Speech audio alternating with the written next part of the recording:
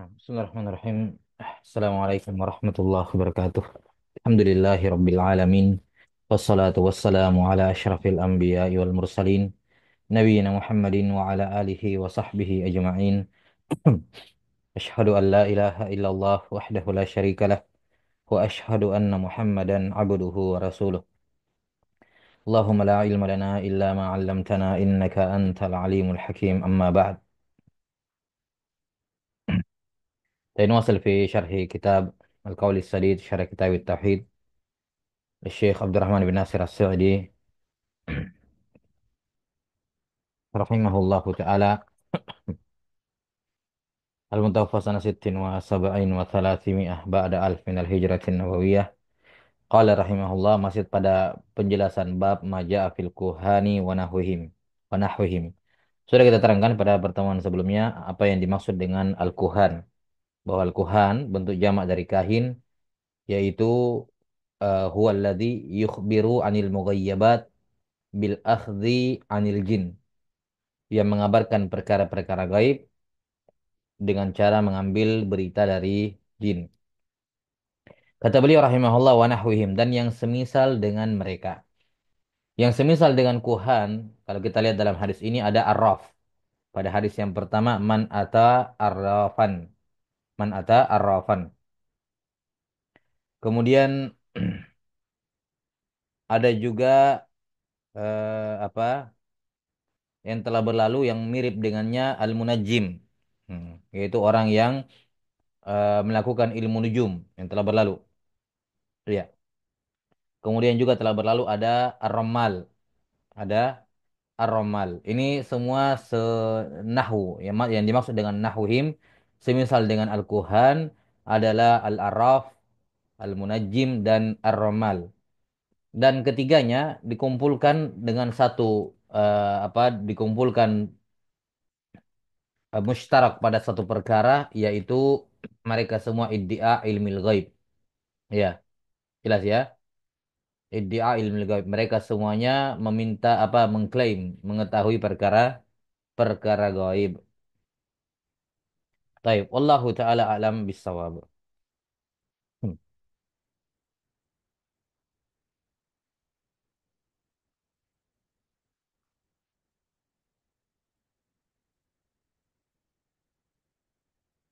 Dan baik al-kahin, al-arraf, al-munajjim, ar-ramal, hmm, ini semuanya mereka meminta bantuan, ya, minta bantuan kepada al-jin, seperti yang disebutkan oleh sebagian syurah, walaupun metodenya yang berbeda-beda. Artinya referensi mereka mengetahui perkara gaib itu dari jin, gitu ya, atau mengklaim tahu perkara gaib, referensinya itu kabar dari jin.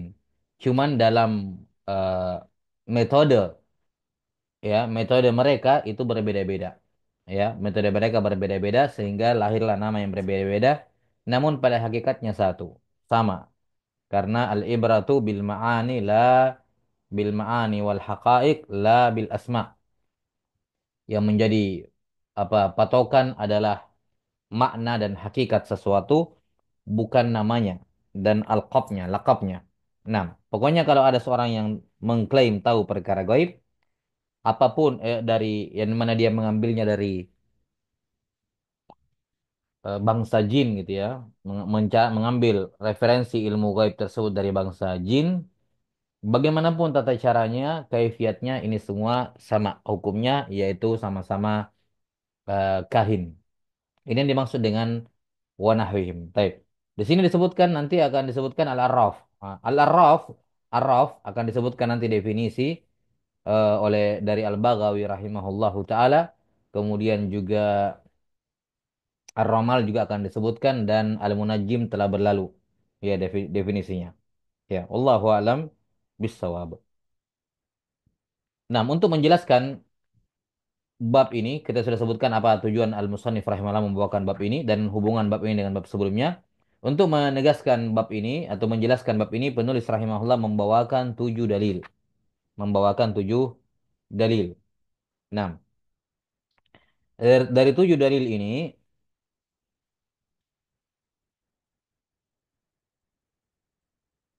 Ada 6 dari al-hadis dan satu dari asar. 6 atau enggak ya? 5 dalil dari hadis, 6. 5 dalil dari hadis, 2 dalil dan berupa 2 dalil berupa asar. 6. 5 dalil berupa hadis dan 2 dalil berupa asar. Nah, kita lihat hadis yang dibawakan oleh Al-Musannif rahimahullah. Hadis yang pertama kata beliau warawa Muslimun fi sahihi an ba'di azwajin Nabi sallallahu alaihi wasallam anin Nabi sallallahu alaihi wasallam annahu qala man ata arrafa fasalahu an syai'in fasaddaqahu lam tuqbal lahu salatun arba'ina yauma. Siapa yang mendatangi arraf kemudian bertanya tentang sesuatu kemudian dia benarkan maka tidak diterima salatnya selama 40 hari. Nah, ini lafaz fasaddaqahu dalam riwayat Muslim ini apa dikritik ya. Nah, dikritik oleh para ulama bahwa yang benarnya tidak ada kata fasaddaqahu dalam riwayat Muslim. Fasaddaqahu itu terdapat dalam riwayat Abu Dawud dan selainnya dari hadis Abu Hurairah yang akan datang selanjutnya. Taib. Kata Nabi SAW, atau dari sebagian istri Nabi SAW, dari Nabi SAW beliau bersabda, siapa yang mendatangi Arraf, lantas menanyakan sesuatu secara mutlak, apapun sesuatu itu. Ya.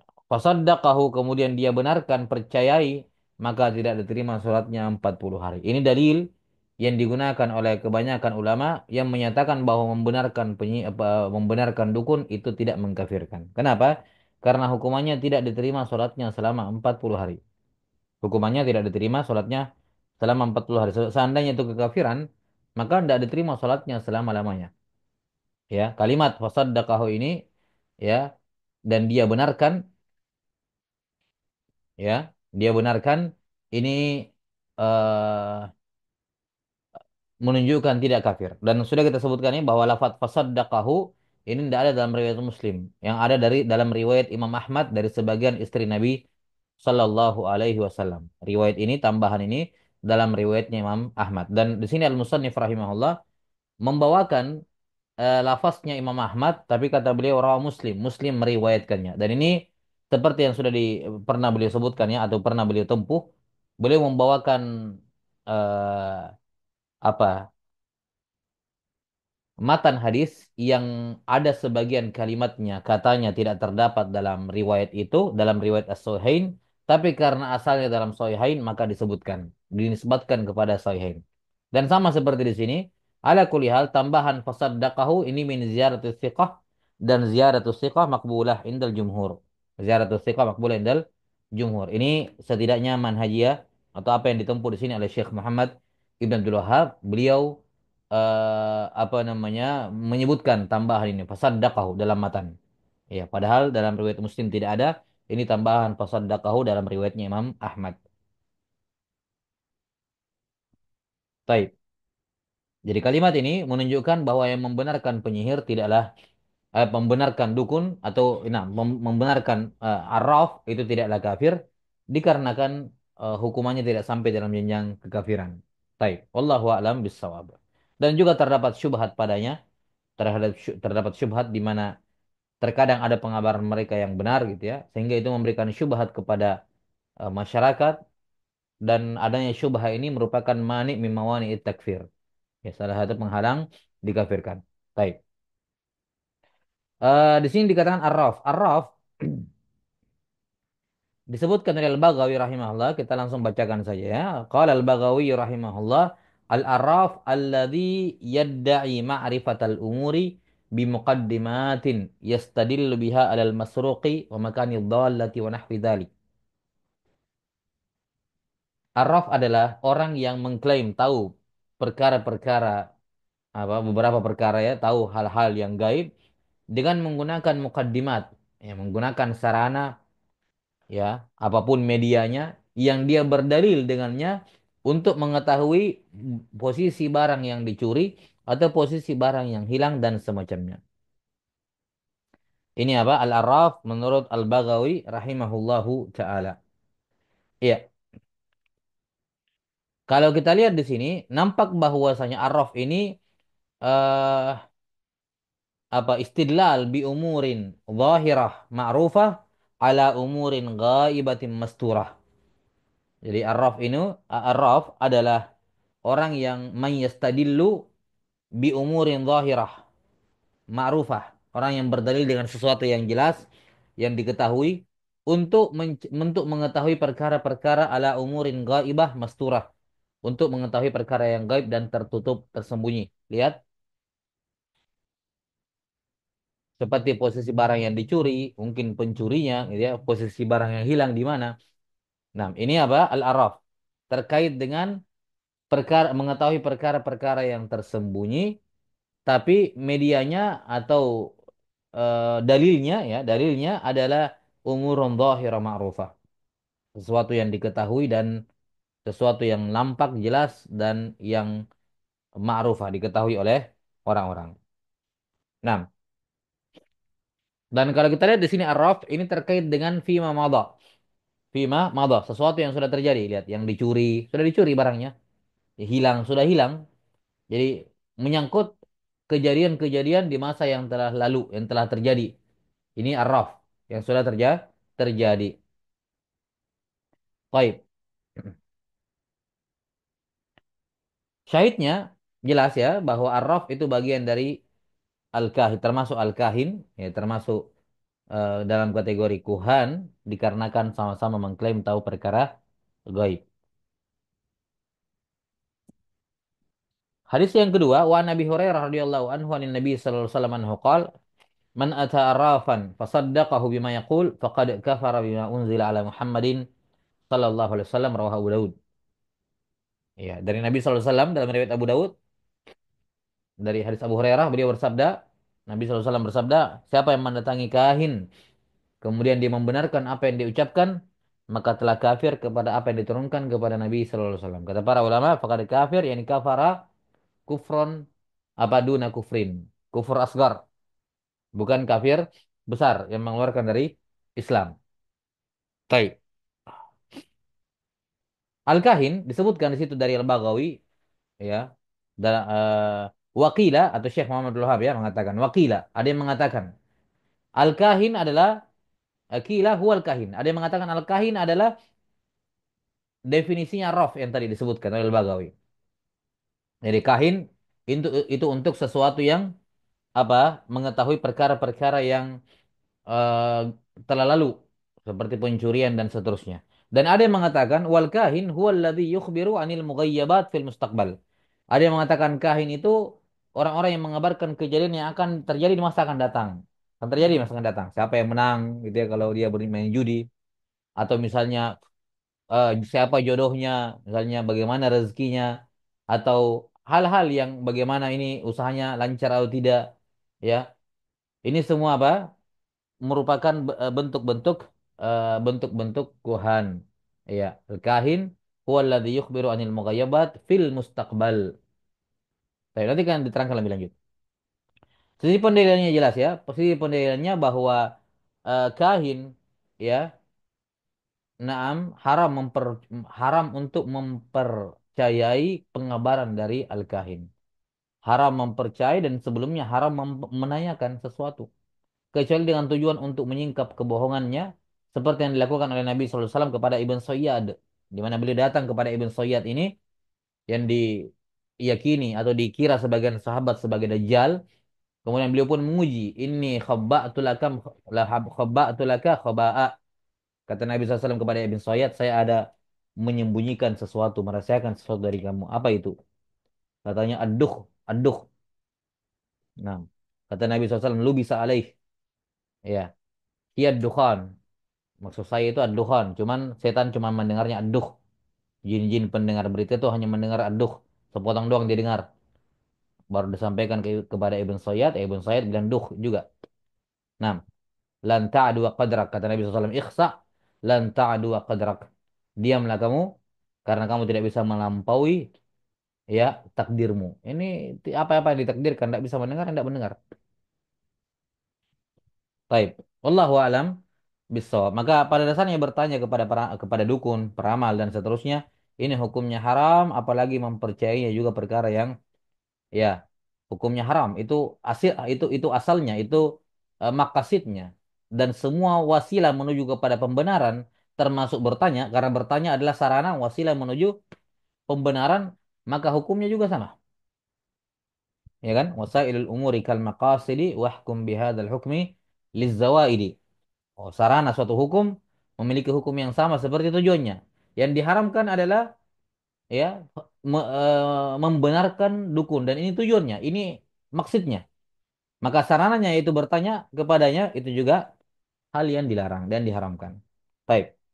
Sisi pendalilannya, sisi pendalilannya jelas. Walil arba'ati wal hakim waqal. Ini hadis yang ketiga. Waqala sahihun ala syartihima. Sahih ala syartihima an Abi Hurairah radhiyallahu an. Man ata arrafan aw kahinan fasaddaqahu bima yaqul faqad kafara bima unzila ala Muhammad. Ini hadis Abu Hurairah, ya, riwayat Imam 4 dan Al-Hakim, dikatakan man ata arrafan au kahina, ada tambahan arrafan. Fasaddaqahu bima yaqul faqad kafara bima unzila ala Muhammad sallallahu alaihi wasallam. Ini juga jelas. Dalil yang keempat, asar. Wali Abi Ya'la bisanadin jayyid an Ibni Mas'udin misluhu mauqufa. Ini dalil yang keempat, hadis mauquf. Riwayat Abu Ya'la Al-Musili dengan sanad yang jayyid dari Ibnu Mas'ud. Semisal dengannya, yakni sama persis lafaznya, tapi secara mauquf dari ucapannya Ibnu Mas'ud. Man ata arrafan au kahinan bima yaqul faqad kafara bima unzila ala Muhammad. Nah, kemudian dalil yang kelima, wa an Imran ibn al-Husain radhiyallahu anhu marfu'an. Dari Imran ibn al-Husain radhiyallahu an, di mana Nabi sallallahu alaihi wasallam bersabda.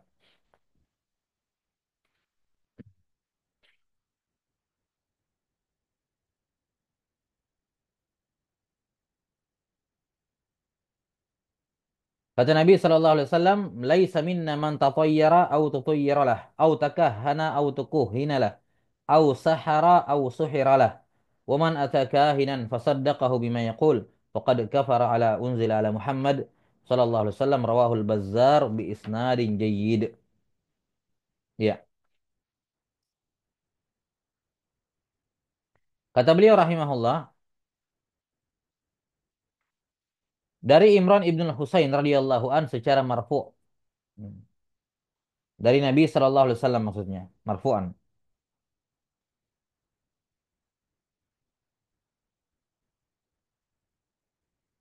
Kata beliau, laisa minna, bukan golongan dari kami. Ini kata sebagian ulama, kalimat laisa minna menunjukkan ini minal kabair.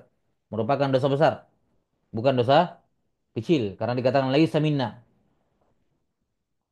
Taib, laisa minna, bukan golongan dari kami. Orang yang tatayyara au tutayyaralah.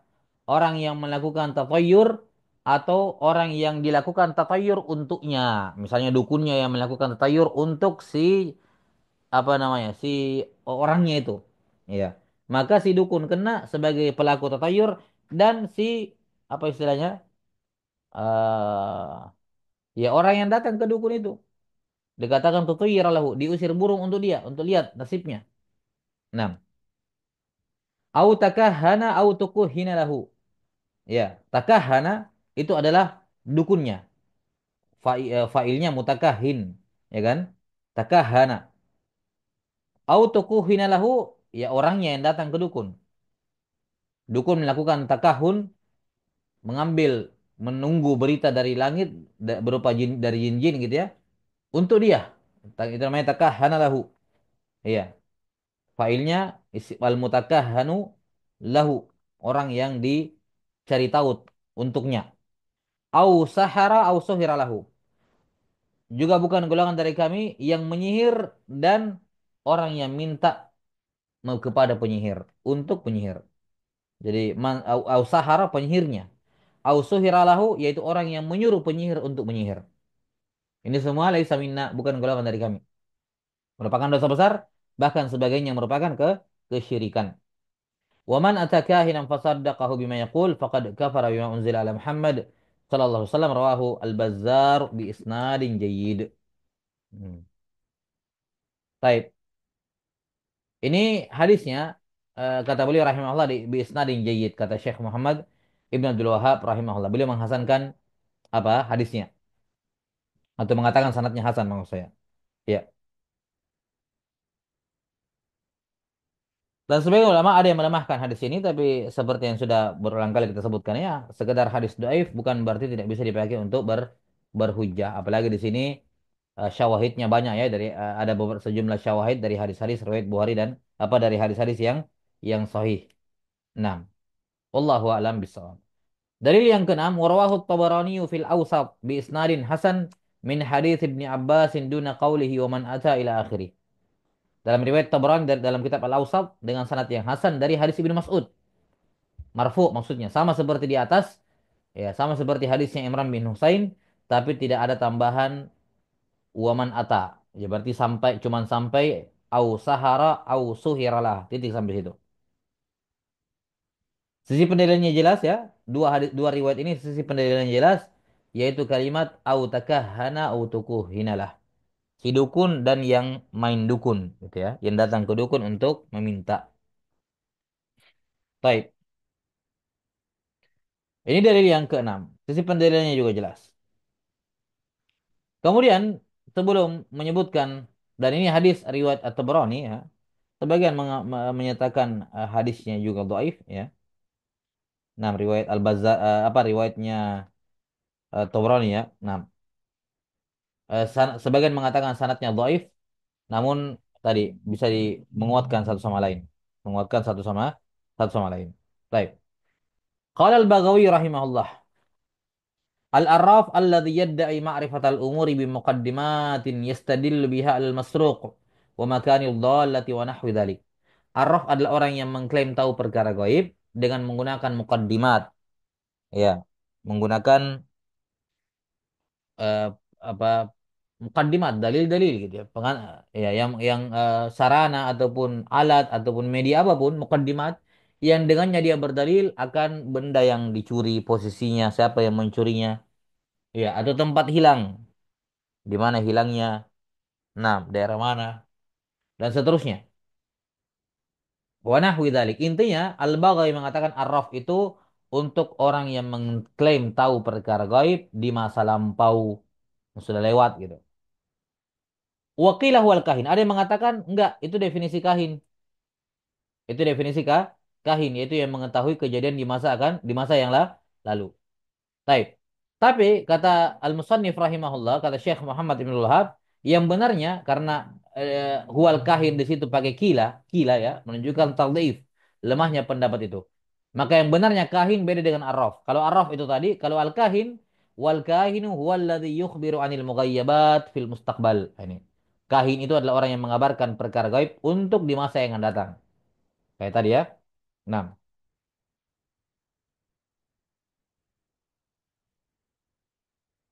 ya. Sudah ya, belum terjadi tapi akan terjadi. Misalnya apa datang ke dukun gitu ya, tanya siapa yang menang karena dia taruhan judi misalnya.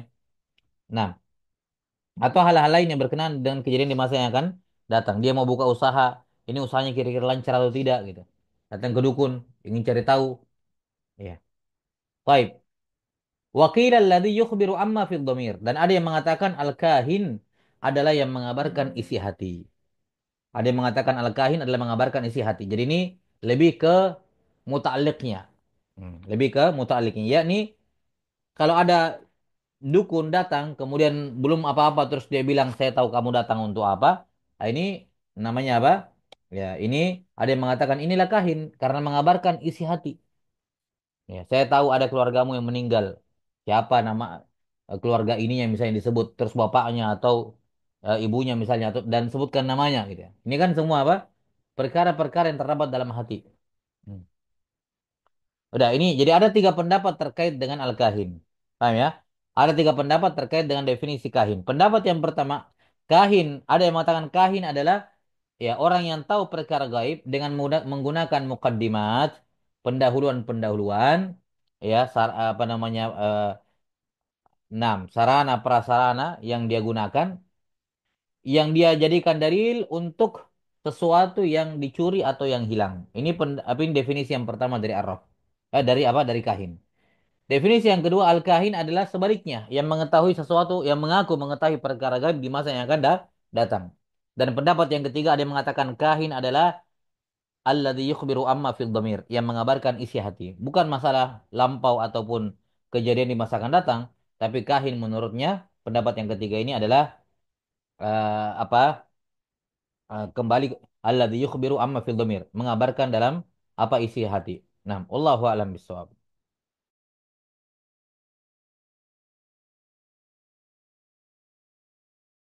Baik, sebentar.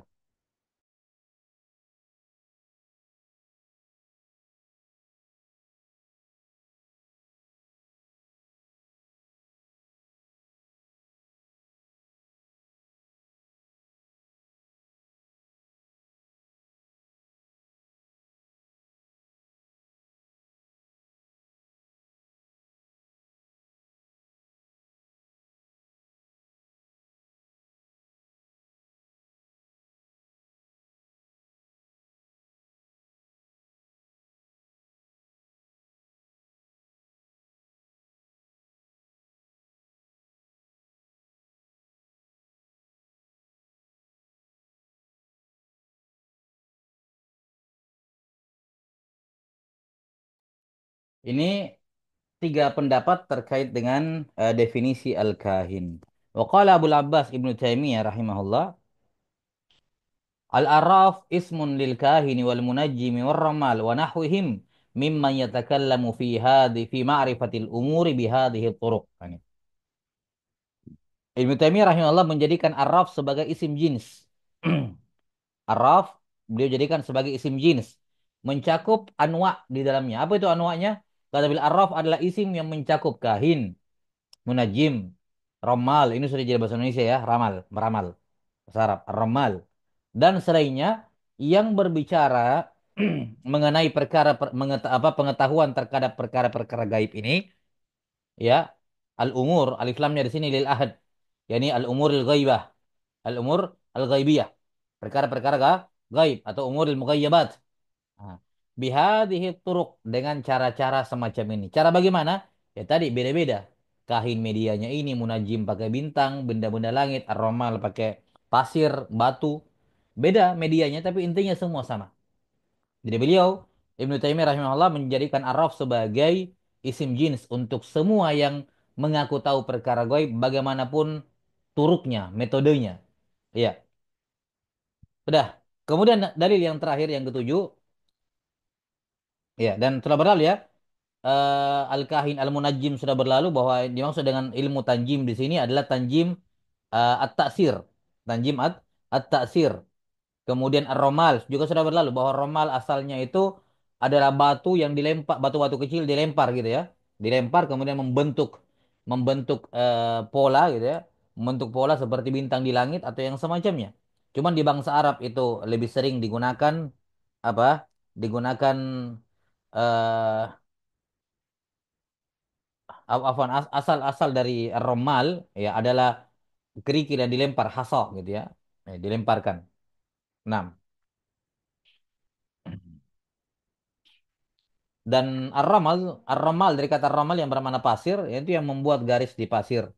Ya, membuat garis-garis di pasir, kemudian apa menghubungkannya ya dengan kejadian-kejadian tertentu. Wallahu a'lam bissawab. Sudah berlalu semua ini. Dari yang terakhir, waqala Ibnu Abbas radhiyallahu anhu fi qaumi yaktubuna abajad wa yanzuruna fin nujum.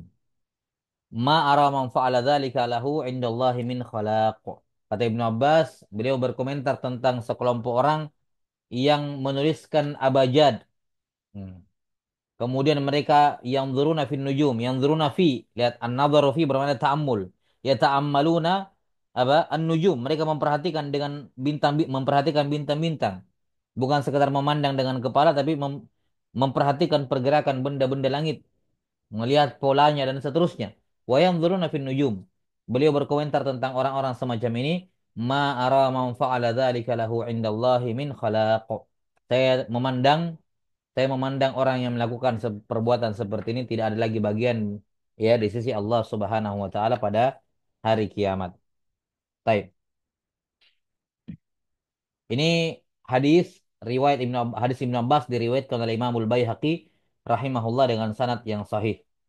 Iya, dengan sanad yang sahih.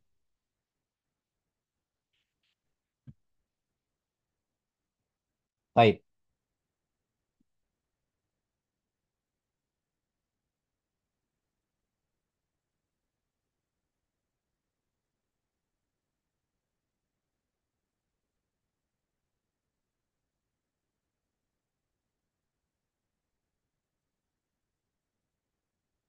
Di sini yang dimaksud oleh Ibnu Abbas adalah ilmu tanjim yang taksir, yang merupakan bentuk-bentuk sihir yang telah berlalu.